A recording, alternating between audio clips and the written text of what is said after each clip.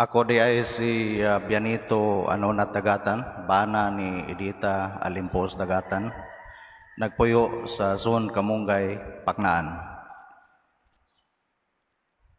Ako maingon, dili unta ako takos nga matubang kaninyo, kay para kanako ako makasasala sa pulong, sa buhat, sa hunahuna o sawa pagbuhat sa angayang buhaton. Aron inyong masabtan giun sa kuhit sa Ginoo ang akong kasing-kasing aron mopaduol kaniya, tuguti nga sa mabong higayon akong isaysay kaninyo ang akong nagian nga uno sa kinabuhi nga maoy nagtultol kanako nga mopaduol kaniya. Ako nagtubo sa isla sa Camotes sa usa ka pamilya nga daghan kayog anak, 13 may kabuk nga igsuon. Ang akong nasinati mao nga nagsunod kami sa maayong pamatasan ug maayong mga buhat, kay ang among mga gigikanan maoy gipasunod kanamo. Apan usa ka butang nga akong nakita og nasuta nga ang kuwang niini mao ang pagpaduol sa Ginoo. Kay sa tinuod lang ako maingon niadtong mga panahona mura og miyembro ko sa gitawag og KBP nga mosuod lang og simbahan kung dunay kasal, dunay bunyag, dunay paglubong ug dunay pista. Kini nagpadayon hangtod ako ni dako, hangtod na human pag-eskwela ug hangtod na lang nagditrabaho. Apan tuig kapin nga nilabay, June 2021, diin kapin ang tuig usab nga dunay COVID, didto ako sa Bohol, kay lagi sa gisaysay na ni Father Mike, naaman ko na sayon dito sa Bohol. June 2021, nakasinati ako ang kanang gitawag og COVID, apan asymptomatic. Diha ra ko nagpaayo sa balay. Apan bulan kapin, pagkaabot og mga primerong semana sa Agosto 2021, ako nang nabatyagan nga sakit ang akong buko-buko ug matag kadlawon ako magahilanat. Ako lang kining gipasagdan kay tungod lagi kung akong itumar og paracetamol mga 30 minutos mulabay mawala raman kini. Apan kini nagpadayon hangtod nga pagka Nobyembre 8, 2021 ako nakadesider nga magpa-X-ray og sa diha nasuta nga dona na diay ako'y pneumonia ug dona nay tubig ang akong baga. Tuod man gitagaan ako og antibiotic sa doktor, 7 ka adlaw nga akong gitumar. Human sa 7 ka adlaw nibalik ako pagpa-X-ray ug matod pa sa doktor wala na ang akong pneumonia, apan naa lang gihapon ang tubig sa baga ug niingon ang doktor nga dili kabalakan kay inanay ra kining mawala. Apan dili day mao. Ang mensahe sa Ginoo dili pa day mao, kay inanay nga akong nabatyagan nga padayon nga matag kadlawon ako maghilanat, matag adlaw nga tanan magsakit akong buko-buko. Busa pag-abot og Disyembre nakadesider ako nga magpakonsulta sa usa ka espesyalista, sa usa ka pulmonologist. Gischedule ko sa clinic December 10, 2021. Busa ni uli ako diri sa Paknaan December 8. Tokma usab nga piyesta sa Birhen. Apan pagka December 9 ang akong asawa ni desider nga dalhon na gyud ako sa ospital kay ang iyang obserbasyon dili na gyud maayo ang akong lawas. Tuod man, December 9, 2021, didto nako nagpuyo sa ospital. Dito ko sa isolation kay di mo dawat untang ospital kay mangita pag swab test.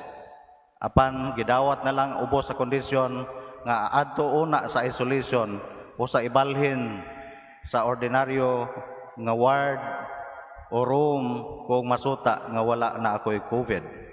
Tuod man 2 days after nasuta nga wala ako'y COVID, gibalhin ako sa room o usa pa ako gi-examine sa mga doktor, sa espesyalista sa pulmonology o diha nasuta nga doon na gihapon di tubig ang akong baga ug nidaghan pag maayo kini.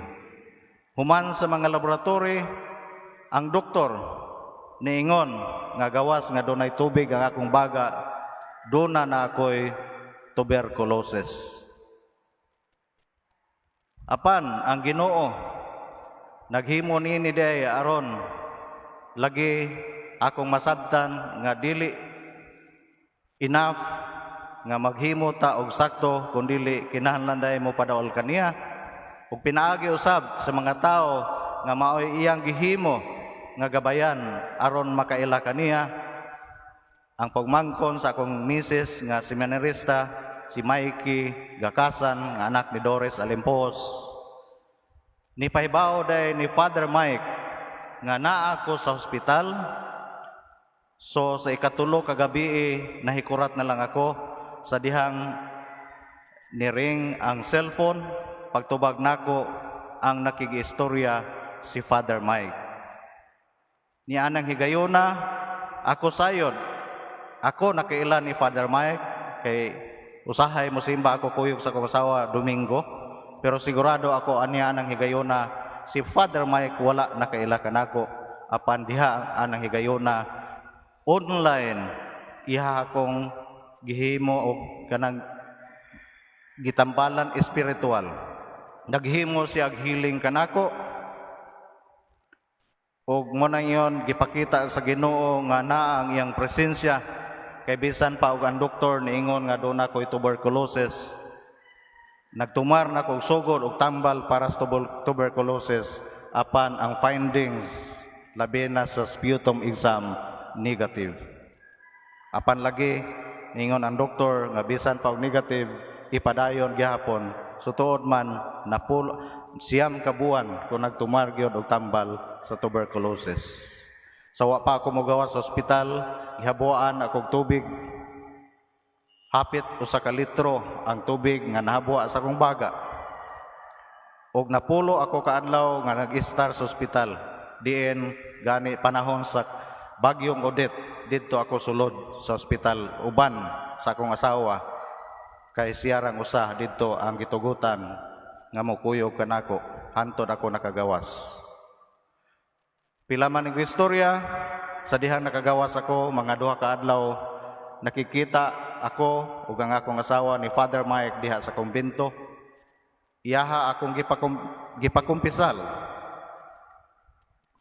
O giingnan pa kay ko ni Father Mike, inikaayo nimo magli-minister ka. Apan akong giingnan si Father Mike mutugaan ko sa tinuod. Ako usa ka professional pero ang tinuod basic ra gyud nga pagampo ang akong nasag-o. Wa ko'y lain, wa ko'y daghang mga pagampo nga nasag-o. Kay lagi dili ako nito o Ginoo apan panagsara kasal bunyag og pista ra gyud mosulod og simbahan. Apan bisan pa man si Father Mike anaa naminaw nagpakumpisal kanako ug naghatag og kahigayunan nga mapaduol ako sa Ginoo ug salamat sa Ginoo nga human niana kapin ang tuig nilabay inyong makita nga siguro nibalik na o kabaskog ang akong lawas kaysa dihang na ospital ako 14 kilos ang nawagtang sa akong timbang kay mga buwan sa Nobyembre pagpatimbang pa nako 76 kilos ko apan sa dihang gitimbang ko sa ospital 62 kilos na lang. So hinaot pa diha sa maong akong kasinatian ako maingon nga hinaot pa nga unta kita labi na kita mga ginikanan dili lang kutob sa paghatag og mayong pagtulunan ang atong mahimo sa pagsunod sa mga maayong balaod kundi pagtudlo sa atong mga kabataan nga mopaduol sa Ginoo ug hinaot pa unta nga kita usab nga nagtrabaho dili lang pulos trabaho ang atong mahunaon kundi atong hunaon kanunay nga naa ang Ginoo. Mao nga tungod sa maong pangitabo sa akong kinabuhi do na nakita na akong kausaban kay sukad niadto hangtod karon kung mahimo matag adlaw nga tanan musimba na gyud ako bisag tuwa ako sa tagbilaran pagawas na ako sa trabaho mungadto na gyud ko sa simbahan ug matag gabi bisag layo akong pamilya mo na giyon mag-online gid mi nga magrosaryo diha na mo na iyon kabaguhan nga hinaot pa unta kamo nga wa pa kasinati dili lang magpaabot nga tagaan og pasuway usa pa moduol sa Ginoo ug niana tuguti nga akong ibilin kaninyo ang mga pulong nga akong nabasahan diha sa Biblia mga pulong kinutlo sa mga Roma kapitulo 14 bersikulo 11 nga nag-ingon ang Ginoo nag-ingon nga ang mga tuhod magluhod diha siyang atubangan ug ang magdila magdaig sa Dios. Maayong buntag kanatong tanan.